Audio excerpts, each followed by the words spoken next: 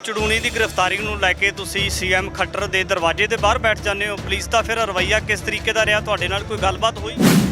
ਕੁਰਬਾਨੀਆਂ ਤੋਂ ਨਹੀਂ ਡਰਦੇ, ਮਰਦਾ ਕੀ ਨਾ ਕਰਦਾ। ਮੈਂ ਕੱਲਾ ਸੱਕਰ ਨਾਲ ਦੇ ਵਿੱਚ, ਬਾਕੀ ਸਾਥੀ ਸਾਰੇ ਇੱਥੇ ਸਨ ਤੇ ਮੇਰੇ 'ਚ ਹਿੰਮਤ ਸੀ। ਮੇਰੇ ਕੋਲ ਮੈਂ ਕਿਹਾ ਕੱਲਾ ਰੋਡ ਤੇ ਜਾਮ ਕਰ ਨਹੀਂ ਸਕਦਾ। ਸੀਐਮ ਦੀ ਕੋਠੀ ਸਹੀ, ਮੈਂ ਕਿਹਾ ਕੁੱਟ ਕੇ ਲਿਜਾਓ, ਧਰੂ ਕੇ ਲਿਜਾਓ, ਇੱਥੇ ਬੈਠਾ ਜੀ। ਕਿਸਾਨ ਆਗੂ ਦੀ ਗ੍ਰਿਫਤਾਰੀ ਤੋਂ ਬਾਅਦ ਫਿਰ ਹਾਈਵੇ ਜਾਮ ਕਰ ਦਿੱਤਾ ਗਿਆ। ਇਹ ਧੋਖੇਬਾਜ਼ ਸਰਕਾਰ ਨੇ 6 ਤਰੀਕ ਨੂੰ ਸੂਰਜਮੁਖੀ ਤੇ ਉੱਤੇ MSP ਮੰਗੀ ਸੀ ਕਿਸਾਨਾਂ ਨੇ, ਲੇਕਿਨ ਕਿਸਾਨਾਂ ਨੂੰ ਡੰਡੇ ਮਾਰੇ, ਕਿਸੇ ਦਾ ਮੂੰਹ ਪੰਨਿਆ, ਕਿਸੇ ਦਾ ਸਿਰ ਪਾੜਿਆ।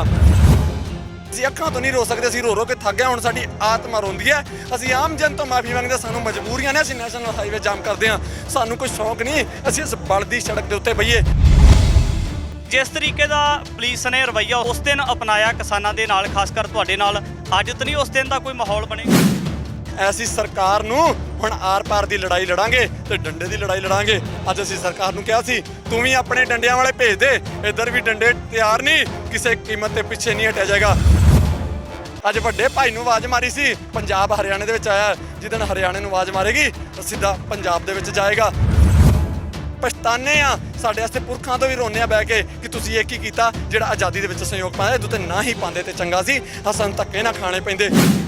ਕਿਸਾਨ ਆਗੂ ਗੁਰਨਾਮ ਸਿੰਘ ਚੜੂਣੀ ਦੀ ਗ੍ਰਿਫਤਾਰੀ ਨੂੰ ਲੈ ਕੇ ਵੱਖ-ਵੱਖ ਧਾਰਾਵਾਂ ਦੇ ਤਹਿਤ ਜਿਹੜਾ ਹਰਿਆਣਾ ਪੁਲਿਸ ਪ੍ਰਸ਼ਾਸਨ ਦੇ ਵੱਲੋਂ ਪਰਚੇ ਦਰਜ ਕੀਤੇ ਗਏ ਨੇ, ਤਾਂ ਇਸੇ ਨੂੰ ਲੈ ਕੇ ਅੱਜ ਮਹਾ ਪੰਚਾਇਤ ਸੱਦੀ ਹੋਈ ਹੈ। ਮਹਾ ਪੰਚਾਇਤ ਤੋਂ ਬਾਅਦ ਇੱਕ ਵੱਡਾ ਪ੍ਰੋਗਰਾਮ ਹਾਈਵੇ ਜਾਮ ਕਰਨ ਨੂੰ ਲੈ ਕੇ ਦਿੱਤਾ ਗਿਆ। ਬਿਲਕੁਲ ਇੱਧਰਲੇ ਪਾਸੇ ਤਸਵੀਰਾਂ ਦੇ ਵਿੱਚ ਤੁਸੀਂ ਦੇਖ ਸਕਦੇ ਹੋ ਕਿ ਕਿਸ ਤਰੀਕੇ ਦੇ ਨਾਲ ਨੌਜਵਾਨਾਂ ਦੇ ਵੱਲੋਂ ਇੱਥੋਂ ਦਾ ਜਿਹੜਾ ਕਿਰਤੀ ਭਾਈਚਾਰਾ ਹੈ, ਕਿਸਾਨ ਹੋਣ ਮਜ਼ਦੂਰ ਹੋਣ, ਤਾਂ ਉਹਨਾਂ ਦੇ ਵੱਲੋਂ ਬਿਲਕੁਲ ਹਾਈਵੇ ਜਾਮ ਕਰ ਦਿੱਤਾ ਗਿਆ। ਤਾਂ ਸਾਡੇ ਨਾਲ ਬਾਬਾ ਗੁਰਜੰਟ ਸਿੰਘ ਖਾਲਸਾ ਨੇ, ਉਹਨਾਂ ਦੇ ਨਾਲ ਗੱਲਬਾਤ ਕਰ ਲੈਣੇ। ਬਾਬਾ ਜੀ ਵਾਹਿਗੁਰੂ ਜੀ ਕਾ ਖਾਲਸਾ, ਵਾਹਿਗੁਰੂ ਜੀ। ਹਾਂਜੀ, ਵਾਹਿਗੁਰੂ ਜੀ ਕਾ ਖਾਲਸਾ, ਵਾਹਿਗੁਰੂ ਜੀ ਕੀ ਫਤਿਹ। ਬਾਬਾ ਜੀ ਕਿਵੇਂ ਦੇਖਦੇ ਹੋ ਕਿਸਾਨ ਆਗੂ ਦੀ ਜਿਹੜਾ ਗ੍ਰਿਫਤਾਰੀ ਤੋਂ ਬਾਅਦ ਫਿਰ ਹਾਈਵੇ ਜਾਮ ਕਰ ਦਿੱਤਾ ਗਿਆ? ਐਕਚੁਅਲੀ ਪਹਿਲਾਂ ਤੇ ਅਸੀਂ ਆਮ ਜਨ ਤੋਂ ਮਾਫੀ ਮੰਗਦੇ ਹਾਂ ਕਿ ਸਾਨੂੰ ਮਜਬੂਰ ਹੈ, ਅਸੀਂ ਅੱਜ ਮਤਲਬ ਕਿ ਲਹੂ ਦੇ ਹੰਝੂ ਰੋਨੇ ਆ ਜਿਹੜਾ ਸਾਨੂੰ ਬਾਰ-ਬਾਰ ਇਸ ਤਰ੍ਹਾਂ ਆਉਣਾ ਪੈਂਦਾ ਹੈ। ਅਸੀਂ ਕਿਸੇ ਆਮ ਜਨ ਨੂੰ ਪਰੇਸ਼ਾਨ ਨਹੀਂ ਕਰਦੇ, ਠੀਕ ਹੈ। ਅਸੀਂ MSP ਦੀ ਗੱਲ ਕਰਕੇ ਦਿੱਲੀੋਂ ਉੱਠੇ ਸੀਗੇ, ਲੇਕਿਨ ਸਰਕਾਰ ਨੇ ਸਾਡੇ ਨਾਲ ਧੋਖਾ ਕੀਤਾ ਹੈ। ਜਿਹੜੇ ਕਿ ਇੰਨੇ ਪੰਜਾਬ, ਹਰਿਆਣਾ, UP, ਰਾਜਸਥਾਨ, ਮੱਧ ਪ੍ਰਦੇਸ਼, ਹਰ ਜ਼ਿਲ੍ਹੇ ਦੇ ਉੱਥੇ ਕਿਸਾਨ ਸਨ, ਲੇਕਿਨ ਸਰਕਾਰ ਨੇ ਸਾਡੇ ਨਾਲ ਧੋਖਾ ਕੀਤਾ ਹੈ।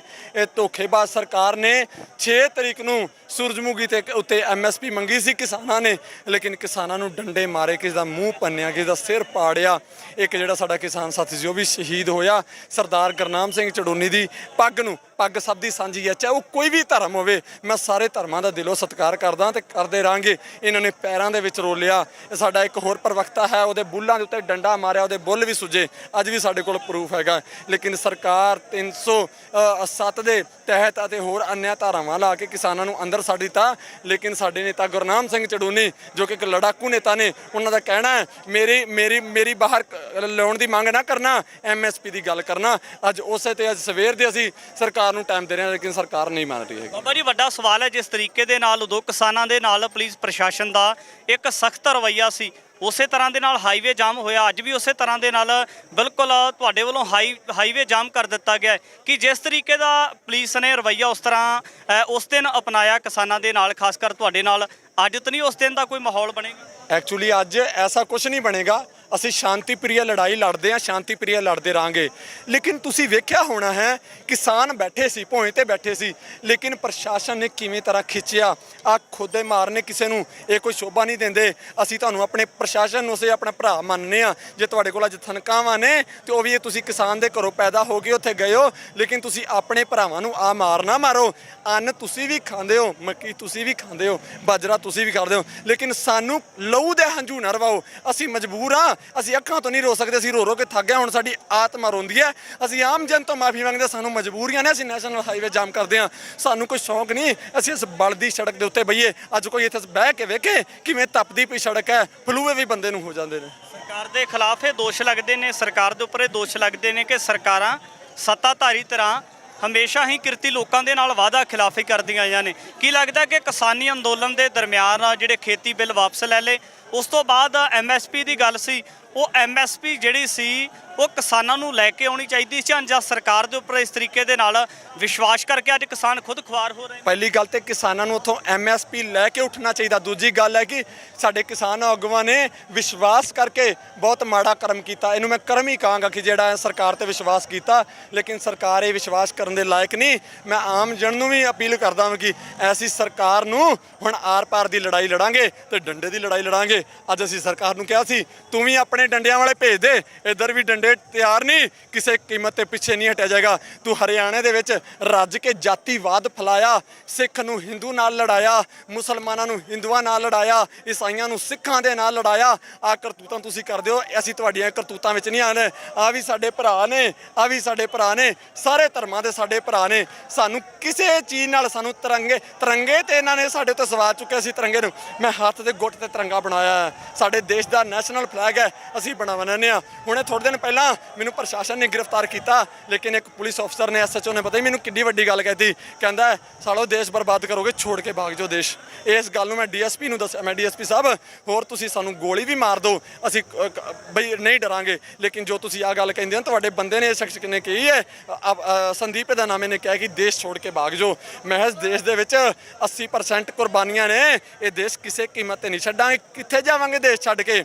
ਅੱਗੇ ਆਜ਼ਾਦੀ ਦੇ ਵਿੱਚ ਕਿੰਨੀਆਂ ਕੁਰਬਾਨੀਆਂ ਨੇ, ਅਸੀਂ ਛੱਡ ਕੇ ਆਏ ਸਾਂ। ਅਸੀਂ ਤੇ ਪਛਤਾਨੇ ਆ, ਸਾਡੇ ਵਾਸਤੇ ਪੁਰਖਾਂ ਤੋਂ ਵੀ ਰੋਨੇ ਆ ਬਹਿ ਕੇ ਕਿ ਤੁਸੀਂ ਇਹ ਕੀ ਕੀਤਾ ਜਿਹੜਾ ਆਜ਼ਾਦੀ ਦੇ ਵਿੱਚ ਸਹਿਯੋਗ ਪਾਇਆ। ਇਹਦੇ ਉੱਤੇ ਨਾ ਹੀ ਪਾਉਂਦੇ ਤੇ ਚੰਗਾ ਸੀ, ਸਾਨੂੰ ਧੱਕੇ ਨਾ ਖਾਣੇ ਪੈਂਦੇ। ਕੱਲ ਵੀ ਝਗੜਾ ਹੋਇਆ ਹਰਿਆਣੇ ਦੇ ਵਿੱਚ, ਜਾਤੀਵਾਦ ਕਰਵਾਇਆ। ਅਪਸ਼ਬਦਾਵਲੀ ਲੋਕਾਂ ਨੇ ਜਿਹੜੇ ਕਿ ਸਰਕਾਰ ਦੇ ਬੰਦੇ ਨੇ ਅਪਸ਼ਬਦਾਵਲੀਆਂ ਬੋਲੀਆਂ ਨੇ ਇਸ ਧਰਨੇ ਨੂੰ, ਅੱਜ ਦੇ ਧਰਨੇ ਨੂੰ ਖਰਾਬ ਕਰਨ ਵਾਸਤੇ। ਬਾਂਸੇ ਤੇ ਕਤਲਾਡੀ ਦਾ ਆਪਸ ਦੇ ਵਿੱਚ ਝਗੜਾ ਕਰਵਾਇਆ ਤੇ ਦੇਸ਼ ਵਿਰੋਧੀ ਜਿਹੜੇ ਲੋਕ ਨੇ, ਜਿਹੜੇ RSS ਦੇ ਲੋਕ ਨੇ, ਉਹ ਜਾਣ ਬੁੱਝ ਕੇ ਇੱਥੇ ਸਿੱਖ ਹਿੰਦੂ ਕਰਵਾਉਣ ਦੀ ਕੋਸ਼ਿਸ਼ ਕਰ ਰਹੇ ਨੇ। ਲੇਕਿਨ ਮੇਰਾ ਹੱਥ ਜੋੜ ਕੇ ਅਪੀਲ ਹੈ ਹਰਿਆਣੇ, ਪੰਜਾਬ ਅਤੇ ਮੱਧ ਪ੍ਰਦੇਸ਼ ਅਤੇ UP ਦੇ ਲੋਕਾਂ ਨੂੰ ਕਿ ਆਪਸੀ ਭਾਈਚਾਰਾ ਨਾ ਖਰਾਬ ਕਰੋ। ਮਹਾਰਾਜ ਗੁਰੂ ਨਾਨਕ ਪਾਤਸ਼ਾਹ ਜੀ ਨੇ ਕਿਹਾ ਸੀ ਅਵਲ ਅੱਲਾ ਨੂਰ ਉਪਾਏ ਕੁਦਰਤ ਕੇ ਸਭ ਬੰਦੇ, ਏਕ ਨੂਰ ਤੇ ਸਭ ਜਗ ਉਪਜਿਆ ਕੌਣ ਭਲੇ ਕੋ ਮੰਦੇ। ਤੁਸੀਂ ਮੰਨਣਾ ਨਹੀਂ, ਸਾਨੂੰ ਗਸ਼ ਪੈਂਦੇ ਨੇ। ਅਸੀਂ ਤੁਸੀਂ ਮੰਨਣਾ ਨਹੀਂ, ਸਾਨੂੰ ਅਸੀਂ ਕਮਲਿਆਂ ਵਾਂਗੂ ਹੋ ਗਏ ਆ। ਇਸ ਤਪਦੀ ਸੜਕ ਤੇ ਤੁਸੀਂ ਵੇਖ ਰਹੇ ਹੋ, ਪੱਤਰਕਾਰ ਸਾਰੇ ਦੇਸ਼ ਦਾ ਮੀਡੀਆ ਵੇਖ ਰਿਹਾ, ਸਾਡੀਆਂ ਧੀਆਂ, ਪਹਿਲਵਾਨ ਧੀਆਂ ਦਿੱਲੀ ਦੇ ਬਾਰਡਰਾਂ ਤੇ ਬੈਠੀਆਂ, ਉਹਨਾਂ ਨੂੰ ਪ੍ਰਸ਼ਾਸਨ ਦੇ ਗੁੰਡਿਆਂ ਨੇ ਖਿੱਚਿਆ। ਸਾਡੇ ਉਦੋਂ ਵੀ ਖੂਨ ਵਾਲੇ ਮਾਰਦਾ ਸੀ। ਅਸੀਂ ਕਿਸੇ ਕੀਮਤ ਤੇ ਬਰਦਾਸ਼ਤ ਨਹੀਂ ਕਰਾਂਗੇ। ਅਗਰ ਦੇਸ਼ ਦੀਆਂ ਧੀਆਂ ਤੇ ਜਾਂ ਦੇਸ਼ ਦੀ ਕਿਸਾਨੀ ਤੇ ਜਾਂ ਕਿਸੇ ਵੀ ਬਰਾਦਰੀ ਦੇ ਉੱਤੇ ਅਗਰ ਸੰਕਟ ਆਏਗਾ ਤਾਂ ਸਿੱਖ ਕੌਮ ਸਭ ਤੋਂ ਅੱਗੇ ਅੜ ਕੇ ਖਲੋਤੀ ਹੈ। ਹਰਿਆਣੇ ਦੇ ਵਿੱਚ ਮੁੱਦਾ ਬਣਾਇਆ ਕਿ ਜਾਟਾਂ ਦੀਆਂ ਧੀਆਂ ਨੇ। ਮੈਂ ਕਹਿੰਦਾ ਹਿੱਕ ਠੋਕ ਕੇ ਮੈਂ ਜਾਟ ਹਾਂ, ਮੇਰੇ ਨਾਲ ਗੱਲ ਕਰੋ। ਸਿੱਖੀ ਤੇ ਮੈਂ ਖਾਲਸਾ ਰੂਪ ਤੇ ਹੈਗੇ ਆ, ਲੇਕਿਨ ਮੈਂ ਜਾਟ ਹਾਂ, ਮੇਰੇ ਨਾਲ ਗੱਲ ਕਰੋ। ਇਹੀ ਸਵਾਲ ਜਵਾਬ ਮੇਰੇ ਨਾਲ ਉੱਥੇ ਕੀਤਾ ਵੀ ਅੱਜ ਖਾਲਿਸਤਾਨੀਆਂ ਦਾ ਕਿਸਾਨੀਆਂ ਦਾ ਉਹਦੇ ਪਹਿਲਵਾਨਾਂ ਦੇ ਅੰਦੋਲਨ ਵਿੱਚ ਵੀ ਐਂਟਰੀ। ਸਭ ਤੋਂ ਪਹਿਲਾਂ ਜਦ ਮੈਂ ਗਿਆ ਸੀ ਆਹ ਸਵਾਲ ਜਿਹੜਾ ਹੈ ਬਿਹਾਰ ਦੀ ਮੀਡੀਆ ਨੇ ਮੇਰੇ ਨਾਲ ਕੀਤਾ ਸੀ। ਮੈਨੂੰ ਬੜੀ ਸ਼ਰਮ, ਮੈਂ ਕਹਿੰਦਾ ਨਹੀਂ ਐਸਾ ਕੁਝ ਨਹੀਂ ਹੈਗਾ। ਇਨਸਾਨ ਦੇ ਵਿੱਚ ਇਨਸਾਨੀਅਤ ਹੋਣੀ ਚਾਹੀਦੀ ਹੈ। ਧਰਮ ਸਭ ਅਲੱਗ ਨੇ, ਲੇਕਿਨ ਆ ਸਾਡੇ ਵਿੱਚ ਇਨਸਾਨੀਅਤ ਹੈ, ਅਸੀਂ ਸਭ ਦੇ ਨਾਲ ਖੜੇ ਹਾਂ। ਕਿਸਾਨ ਆਗੂ ਚੜੂਣੀ ਦੀ ਗ੍ਰਿਫਤਾਰੀ ਨੂੰ ਲੈ ਕੇ ਤੁਸੀਂ CM ਖੱਟਰ ਦੇ ਦਰਵਾਜ਼ੇ ਦੇ ਬਾਹਰ ਬੈਠ ਜਾਂਦੇ ਹੋ, ਪੁਲਿਸ ਦਾ ਫਿਰ ਰਵੱਈਆ ਕਿਸ ਤਰੀਕੇ ਦਾ ਰਿਹਾ? ਤੁਹਾਡੇ ਨਾਲ ਕੋਈ ਗੱਲਬਾਤ ਹੋਈ? ਭਾਈ ਸਾਹਿਬ ਕੀ ਕਰਦਾ, ਮਰਦਾ ਕੀ ਨਹੀਂ ਕਰਦਾ, ਕੁਰਬਾਨੀਆਂ ਤੋਂ ਨਹੀਂ ਡਰਦੇ, ਮਰਦਾ ਕੀ ਨਾ ਕਰਦਾ। ਮੈਂ ਕੱਲਾ ਸਾਂ ਕਰਨਾਲ ਦੇ ਵਿੱਚ, ਬਾਕੀ ਸਾਥੀ ਸਾਰੇ ਇੱਥੇ ਸਨ। ਕੀ ਕਰਦਾ? ਮੈਂ ਬਿਮਾਰ ਸੀ, ਮੈਂ ਹਸਪੀਟਲ ਤੋਂ ਉੱਠ ਕੇ ਜਦ ਸੱਜੇ ਖੱਬੇ ਤੁਹਾਡੇ ਲੋਕ ਵੀ ਸੀਗੇ, ਤਮਾਸ਼ਾ ਦੇਖ ਰਹੇ ਸੀਗੇ, ਲੇਕਿਨ ਗੱਲ ਇਨਸਾਨੀਅਤ ਨੂੰ ਹੈ ਨਾ, ਗੱਲ ਲੜਾਈ ਦੀ ਹੈਗੀ ਹੈ, ਗੱਲ ਇਨਸਾਨ ਦੀ ਹੈ। ਹੁਣ ਸਾਰੇ ਲੋਕ ਭਗਤ ਸਿੰਘ ਦਾ ਨਾਂ ਲੈਂਦੇ ਨੇ, ਇਹ ਆਂਦੇ ਨੇ ਗਵਾਂਢੀਆਂ ਦੇ ਘਰ ਭਗਤ ਸਿੰਘ ਪੈਦਾ ਹੋਵੇ, ਸਾਡੇ ਘਰ ਨਾ ਪੈਦਾ ਹੋਵੇ। ਕਿਉਂ ਬਈ?